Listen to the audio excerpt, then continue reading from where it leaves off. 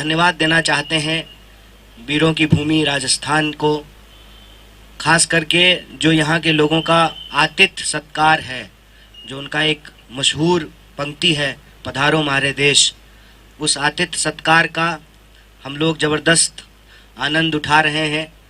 और भारी संख्या में जब से यात्रा राजस्थान प्रवेश की है, लोग यात्रा से जुड़ रहे हैं। और ख़ास करके मैं उन लोगों के प्रति बहुत आभार व्यक्त करना चाहता हूँ जिन जिलों में हमारी यात्रा नहीं जा रही है, वहाँ से बड़े पैमाने पे लोग 400-400 किलोमीटर 500-500 किलोमीटर चल करके आए हैं। ठंड में जो है आते हैं, रात को किसी तरह से रुकते हैं, फिर सुबह 6 बजे से यात्रा में शामिल होते हैं। उनके प्रति अपना आभार व्यक्त करता हूँ और राजस्थान की इस महान भूमि को नमन करते हुए कुछ बातें कहना चाहता हूँ। सबसे पहली बात तो ये कि आज डॉक्टर बाबा साहेब भीमराव अंबेडकर जी का महापरिनिर्वाण दिवस है। और जब हम किसी व्यक्ति को, उसकी महानता को और उसके काम को याद करते हैं, तो मेरी राय में उस व्यक्ति के जो विचार हैं, जो सिद्धांत हैं, उनको अपने जीवन में उतारना, यही उस व्यक्ति के लिए सही श्रद्धांजलि है। उनके विचारों को आगे बढ़ाना। और यह जो भारत जोड़ो यात्रा है, वो डॉक्टर बाबा साहब भीमराव अंबेडकर के विचारों से जुड़ा हुआ है। क्योंकि कहीं ना कहीं आपने सुना होगा, आपने यह बात नोट की होगी कि हम लोग कह रहे हैं कि इस देश में हिंदू मुसलमान की नहीं, संविधान की बात होगी। और हम संविधान की अगर बात करेंगे, जो हमारे संविधान की प्रस्तावना है, हम भारत के लोग भारत को एक प्रभुत्व संपन्न, समाजवादी, धर्मनिरपेक्ष, लोकतांत्रिक गणराज्य जब बोलते हैं, इसका मतलब होता है कि शीर्ष पर बैठे हुए व्यक्ति का चुनाव इस देश के आम लोगों के द्वारा होगा।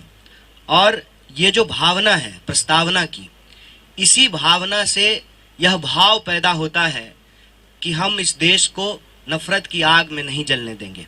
जब हम कहते हैं हम भारत के लोग, तो हम ये नहीं कहते हैं कि हम हिंदू, हम मुसलमान, हम सिख, हम ईसाई।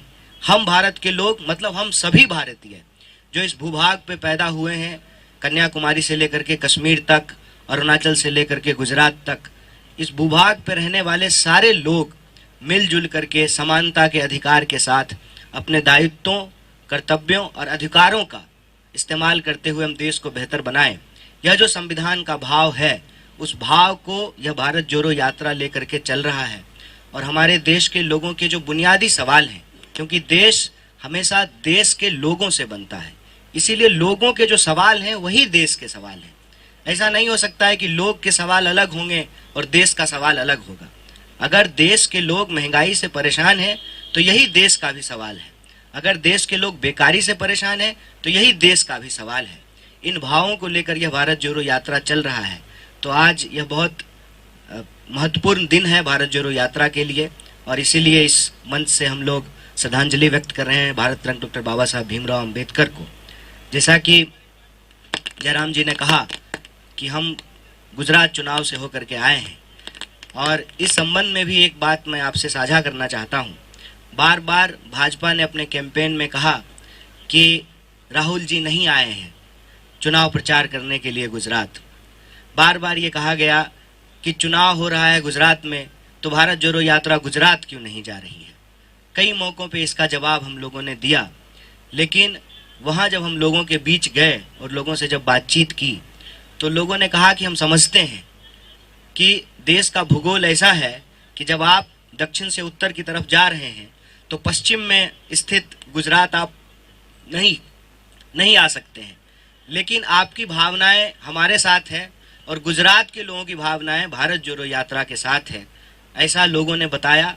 और उसी बिहाफ पे हम लोग भी गुजरात चुनाव में बार बार ये कह रहे थे कि भले हम नहीं आए हैं, यात्रा भले नहीं आई है, राहुल जी कम आ पाए हैं, लेकिन गुजरात के लोगों का सवाल भारत जोड़ो यात्रा में बार बार उठाई जा रही है, क्योंकि गुजरात के लोग भी बढ़ती हुई बेतहाशा महंगाई से परेशान हैं, बेकारी से परेशान हैं।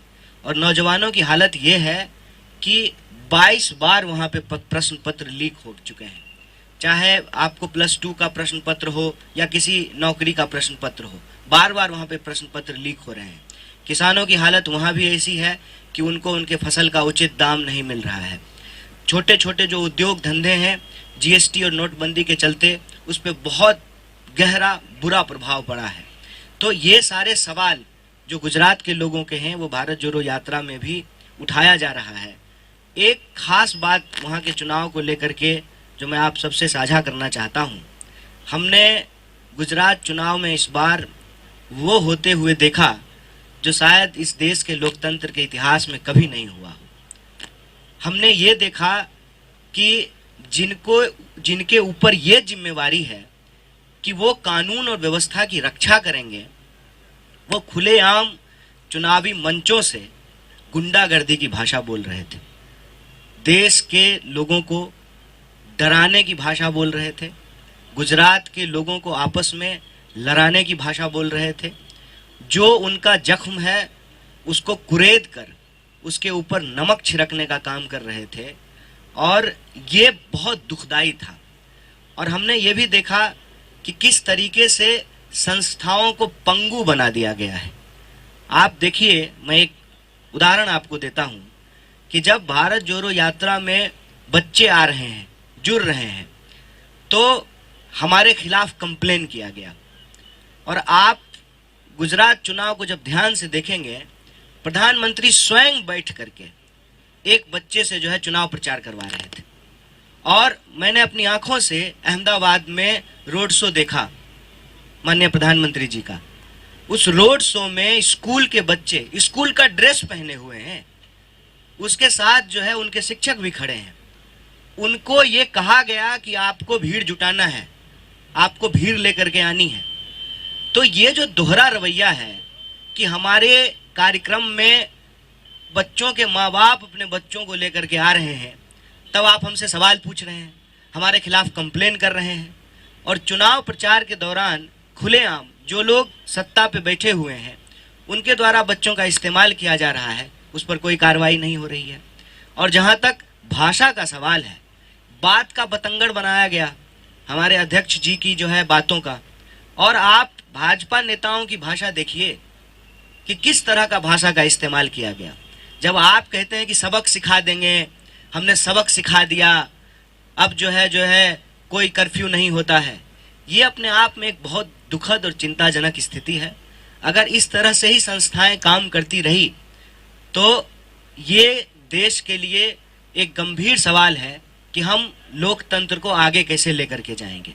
क्योंकि लोकतंत्र को बचाने वाली जो संस्थाएं हैं वो इस तरीके से अगर काम करेगी तो फिर क्या होगा।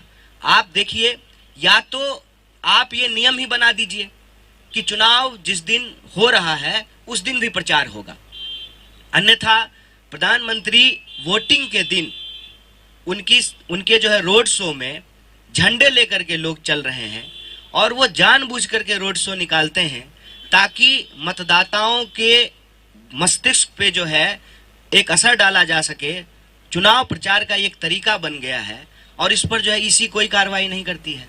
और ये जो प्रक्रिया से संबंधित बातें मैं आपको बता रहा हूँ, उससे ज़्यादा चिंताजनक हालत ये है कि जब आम लोगों से बात कर रहे थे तो उन्होंने कहा कि हम बहुत खुश हैं कि इस देश में एक भारत जोड़ो यात्रा चल रही है जिसमें हमारे सवाल उठाए जा रहे हैं, रोजी रोटी, कपड़ा, मकान, शिक्षा, स्वास्थ्य, सड़क, बिजली, पानी के मुद्दे उठाए जा रहे हैं। भारत जोड़ो यात्रा में हम बार बार कह रहे हैं कि नफरत अगर फैलेगी, गुस्सा फैलेगा तो लोगों के जो असली सवाल हैं वो गुमराह हो जाएंगे। और लोगों का असली सवाल है महंगाई और बेरोजगारी। उसी तरह से वहाँ के लोगों ने भी बताया कि देखिए, हमारे राज्य में चुनाव हो रहा है और हमारे मुद्दों पर चर्चा ही नहीं हो रही है।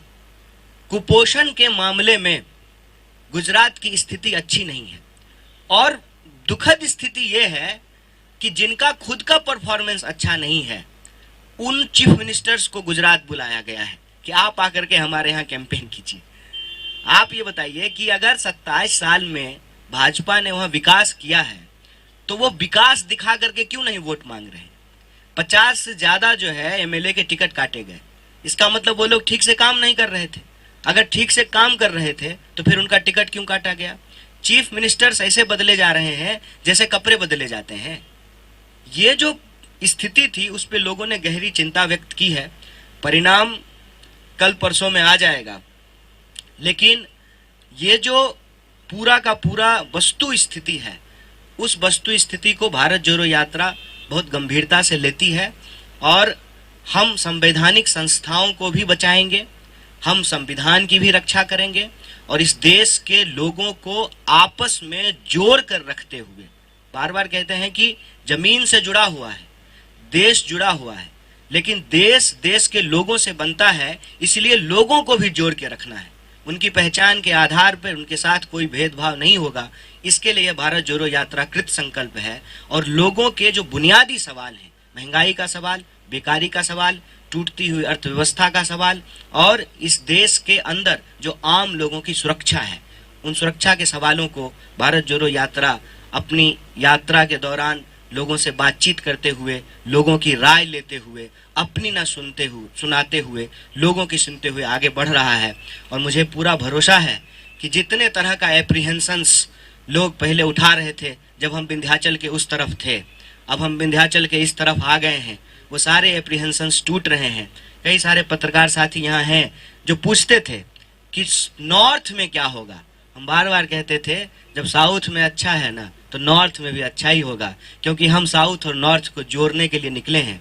जब आपकी भावना पवित्र होती है, जब आपका भाव पवित्र होता है, तो आपके साथ जो है परिणाम भी पवित्र होते हैं, सुंदर होते हैं। और उसी सुंदर परिणाम को लेकर के हम लोग आगे बढ़ रहे हैं। और जो कुछ देख करके कई बार आप लोग अगर विचलित होते हैं, तो मैं आपको बतौर भारत यात्री और भारत जोड़ो यात्रा के बिहाफ पे एक बात कह देता हूँ कि हम लोग विचलित नहीं होते हैं। जैसे कल एक क्लिप जो है वो बहुत घूम रहा था कि कुछ नौजवान अपनी छत पे खड़ा होकर के मोदी मोदी कह रहे थे। हम बिल्कुल चिंतित नहीं हैं, हम स्वागत करते हैं उनका, वो कहें, क्योंकि हम जानते हैं वह दिन दूर नहीं है कि वो मोदी मोदी नहीं, महंगाई महंगाई चिल्लाएंगे। हम लोग बिल्कुल चिंतित नहीं है, क्योंकि हम ये समझते हैं कि उनका जो नारा है ना, मोदी है तो मुमकिन है, ये असली बात नहीं है। असली बात ये है कि मोदी है तो महंगाई है। ये बात वो बोलेंगे, मोदी मोदी की जगह जो है वो महंगाई महंगाई चिल्लाएंगे। हमको इस बात का भरोसा है। और देश अपने सवालों को बहुत देर तक भुला के नहीं रख सकता है। और देश का सवाल रोजी रोटी का सवाल है, कपड़ा मकान का सवाल है। उन सवालों को लेकर के हम चल रहे हैं। और हमारा यह संकल्प है कि हर हाल में हम देश को जोड़ करके रखेंगे, किसी भी स्थिति में जो है देश को बंटने नहीं देंगे।